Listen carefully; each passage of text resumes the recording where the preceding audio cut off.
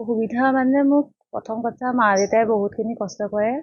মই বিচৰা বস্তুখিনি হয়তো সময়ত দিব নোৱাৰিব পাৰে, কিন্তু পাছত দিবলৈ মোক সদায় চেষ্টা কৰে। আৰু বিদ্যালয়ৰ শিক্ষক-শিক্ষয়িত্ৰী সকলোৱে মোক বহুতখিনি সহায় সুবিধা আগবঢ়াইছে।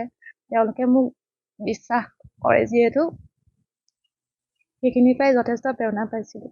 এজন প্ৰশাসনিক বিষয়া হ'ল JB কলেজত পঢ়িব মন আছে। মই ঢলাজান হাইস্কুলত ৰান্ধনি কৰোঁ। দেউতাকে দিন হাজিৰা কৰে। দিন হাজিৰা কৰি যেনে তেনে চলি আছোঁ। ৰান্ধনি পইচাও আমাৰ সময়মতে নিদিয়ে নহয়। মাহটোত কিজানি বছৰটোত কিজানি কেইবাৰ মাহৰ মূৰতহে কেতিয়াবা দিয়ে, কেতিয়াবা নিদিয়ে, তেনেকুৱা হিচাপতে দিয়ে। সেইকেইটা পইচাই ল'ৰা ছোৱালী চলাব নোৱাৰি নহয়, ঘৰ সংসাৰ যেনে তেনে চলি হাজিৰা কৰিলে আচলতে দেউতাকৰ দেহাও বেয়া, মানে চুগাৰ আছে আৰু প্ৰেছাৰ আছে, বহুতখিনি বেমাৰ আছে তেখেতে মানে যেনে তেনে যিকেইটা পইচা পায় সেইকেইটা সৰহখিনি মানে সপ্তাহটোৰ পইচা দৰবতে খৰচ হয়। আৰু ঘৰখনৰ শাক পাচলিকেইটা আনে আৰু দাইল আলুকেইটা আনে। এনেই পঢ়াৰ ক্ষেত্ৰত বেছি পইচা খৰচ কৰিবলৈ তেওঁ নাপায়।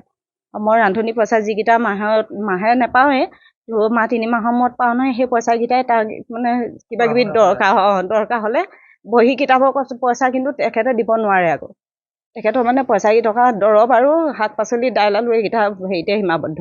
মনটো খুব ভাল লাগিছে। এনেকুৱা এটা তাৰমানে আমি পোৱা নাছিলোঁ।